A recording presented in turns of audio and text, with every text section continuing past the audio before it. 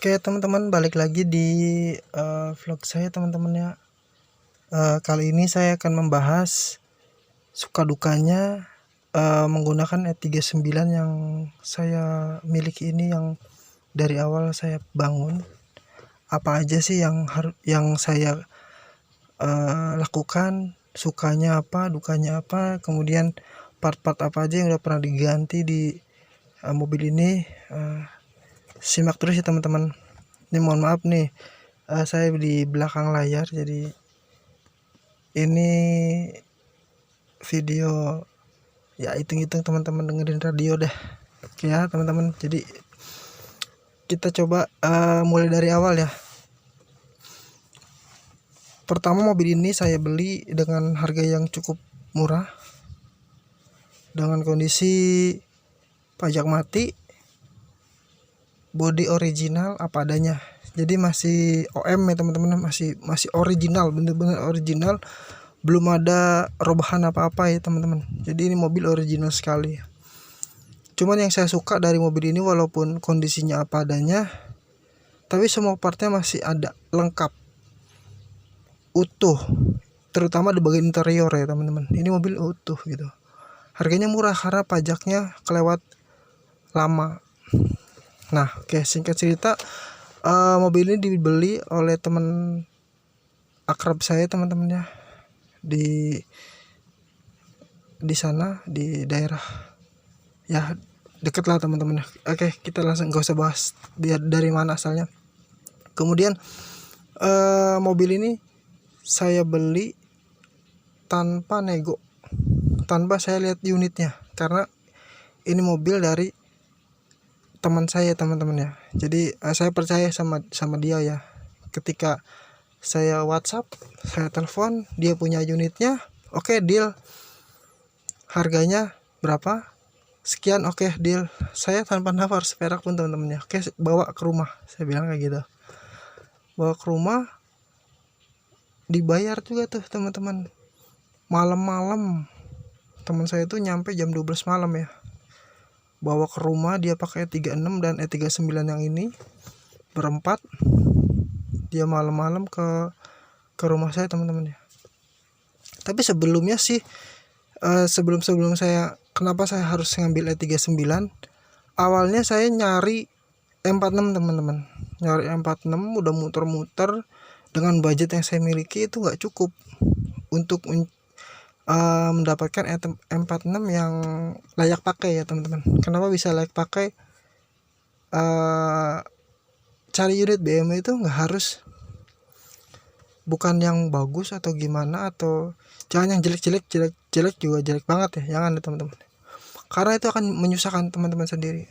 Jadi saya cari, nemuin di beberapa tempat M46 dengan budget yang saya bawa sekitar 50-60 jutaan. Itu kondisinya parah teman-teman ya, nggak ada yang bisa diharapkan. Artinya ketika saya ngambil unit ini dengan harga yang segitu, saya harus ngeluarin budget sekitar segituan lagi teman-teman, untuk memperbaiki itu mobil supaya dalam kondisi sehat lagi ya. Jadi akhirnya saya urungkan niatnya untuk mengambil unit 46, karena 46 itu yang kondisinya normal, enak, siap pakai, bodinya bagus, itu di angka 80-90. Itu baru teman-teman mendapatkan unit 46 yang bagus dan layak pakai ya teman-teman. Karena kalau E36 atau BMW, kalau yang asal beli aja ya udah teman-teman bakal rugi, bakal capek, pusing sendiri, karena penuh dengan PR nantinya teman-teman ya. Oke, lanjut lagi. Ini mobil saya bayar di angka 50 juta. Ini share aja teman-temannya, buat biar teman-teman tahu. Nah, setelah saya beli, nyampe rumah, paginya saya cek. Emang mobil kan dalam kondisi unit segar, nggak segar sih teman-teman, cenderung lebih ke arah kusem apa adanya lah. Cuman ini mobil original, nggak banyak dent, nggak ada kropos, semuanya lengkap, cuman kurang perawatan aja.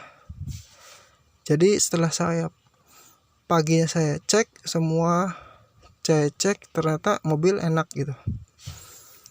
Hal yang pertama saya lakukan ngecek kaki-kaki teman-teman, dan bener aja kaki-kakinya amsyong, ambrol semua teman-teman ya. Shock breaker depan belakang, ball joint kanan kiri depan belakang semuanya oblak. Sampai ban aja benjol teman-teman. Karena saya percaya sama teman saya teman-teman ya. Dengan kondisi yang segitu wajar lah. Enggak saya komplain, enggak. Pokoknya itu dengan harga segitu saya wajar dengan mobil yang ini gitu. Akhirnya paginya langsung saya ganti ban. Saya ganti bannya karena bannya juga masih standar ring 15 ohm nya. Nah kemudian perasaan tuh waktu sebelum ganti ban ya, perasaan mobil mantul-mantul gitu. Ternyata benar, bannya benjol. Akhirnya saya ganti bannya dengan ban yang second dulu ya teman-teman. Yang penting mobil bisa muter dulu, bisa jalan, bisa dipakai. Nah oke, sudah diganti ban. Mobil ini agak gerung ya teman-teman, agak RPM-nya tuh nggak enak gitu, nggak stabil, nggak enak lah pokoknya. Nah setelah itu saya cek lagi ke bagian mesin, ternyata idle up-nya nggak bermasalah teman-teman. Saya beli idle up copotan, dapat dari anak-anak grup, beli normal ya teman-teman. Oke. Setelah idle up, oke, normal, mesin enak teman-teman. Nah kemudian langkah berikutnya saya tinggal, karena sektor mesin udah nyaman ya, tinggal modifikasi, ganti velg. Saya berapa kali ganti velg, sekitar 3 kalian di unit ini. Pertama saya ganti ke ring 16, masih belum cocok lagi. Kemudian saya ganti ke ring 17, dapat OM nya E60 530 ya teman-teman. Nah oke, baru bagus tuh fitmentnya.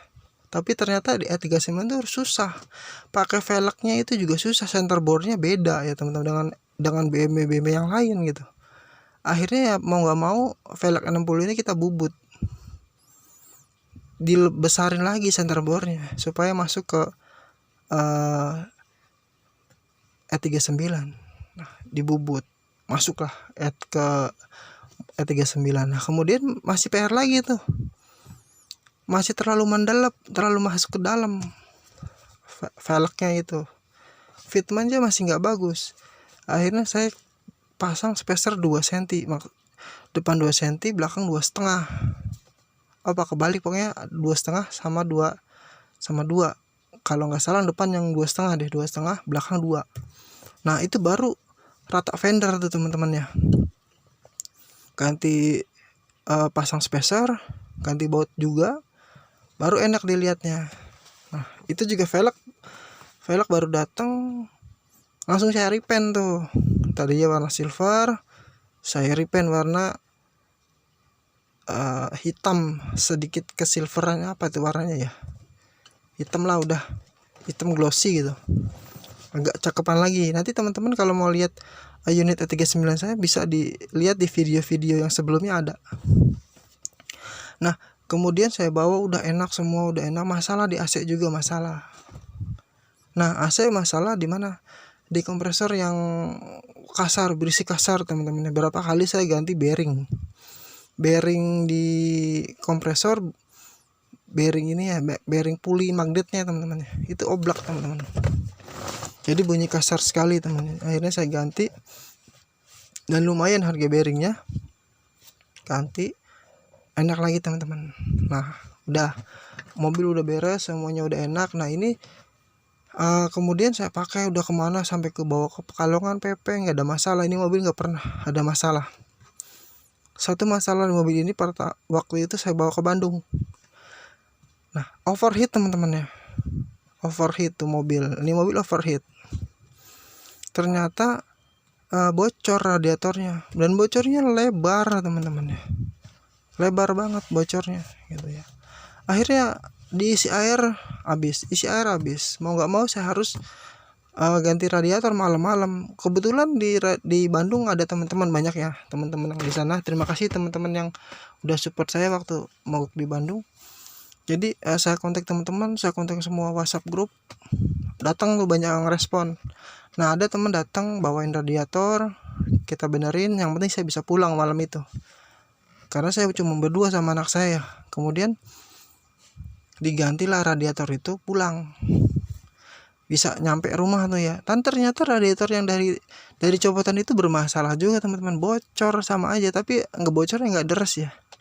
Saya dulu beli 1 juta tuh teman-teman, radiator copotan bekas dan bocor radiatornya, nyampe rumah bocor gitu.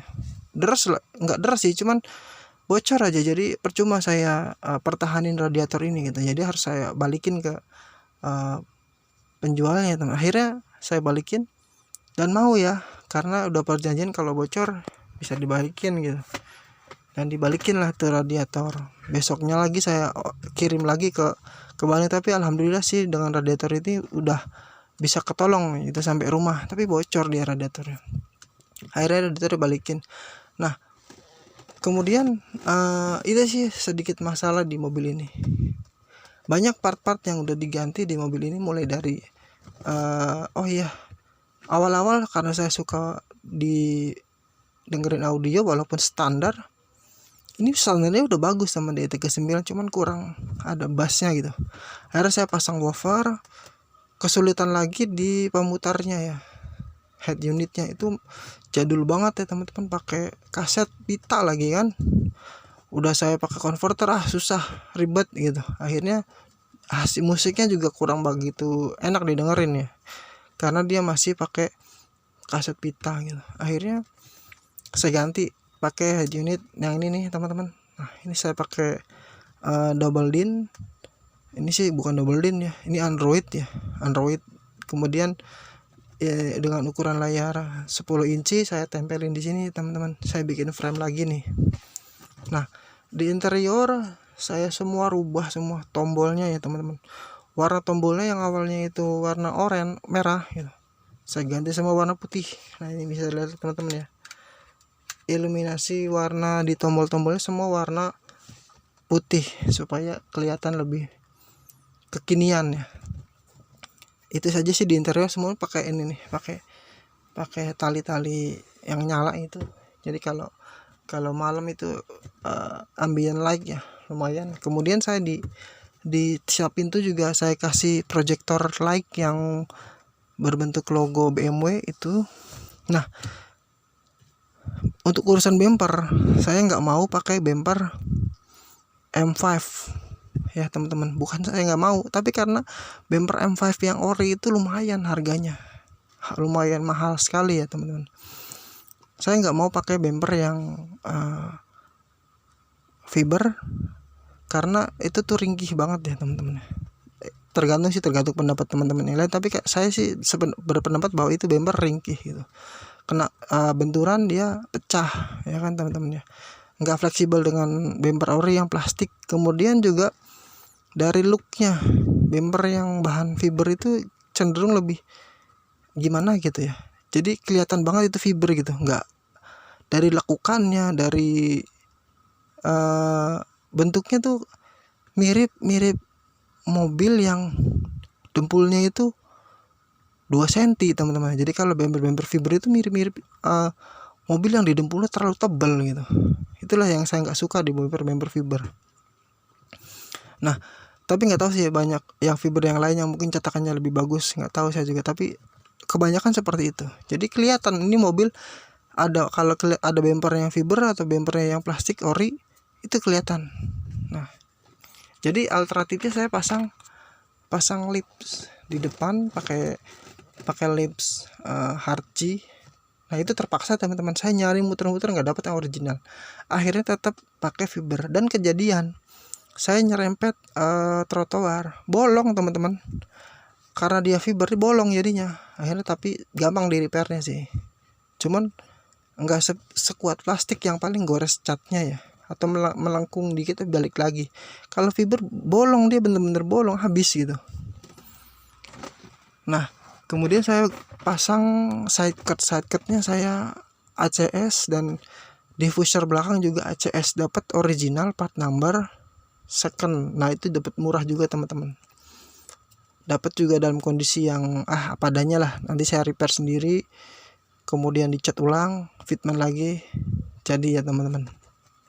Nah terus di atas, walaupun banyak yang ngomong nggak bagus lah, jelek lah, gimana lah, saya pasang crossbar teman-teman. Nyari crossbarnya 39 juga lumayan susah, nggak tahu di sini ada apa enggak. Saya cari di marketplace nggak ada, dan saya cari-cari muter-muter dapat crossbar OM X1. Ya udahlah, karena saya suka ngerubah-ngerubah, ya udah saya ambil tuh si crossbarnya X1, walaupun nggak akan masuk di E39 karena bracketnya beda gitu. Udah gitu dia modelnya model jepit, beda dengan di E39 model bracket yang ditempel di atap ya. Karena kalau itu crossbar nempelnya di roof rail di X1 itu, jadi mau nggak mau saya harus bikin bracket. Tapi alhamdulillah bracketnya jadi pas, nggak ada kelihatan robahan, cocok kalau menurut saya teman-teman. Tapi menurut teman-teman yang lain nggak tahu ya, beda pendapat, beda selera. Ini pas ya, nanti next saya videoin buat masang crossbarnya. Nah kemudian setelah masang crossbar semuanya udah diganti, untuk interior saya nggak rubah apa-apa teman-teman, karena joknya itu masih kulit, masih original, semua masih original. Atap-atapnya kemudian semua masih original di mobil ini. Hanya aja di bagian setir karena sering kepegang jadi gores, jadi habis. Ini saya retrim, dan di retrim sendiri teman-teman, modal ini aja kulit, bikin di tukang jok 20.000 kelar, saya jahit sendiri teman-teman. Nah itu aja, mungkin next video saya share lagi pengalaman saya di E39. Tapi ini mobil enak, nyaman banget. Kenapa dari awal saya cari E46 terus ke E39, karena tadi ternyata jauh sekali teman-teman ya.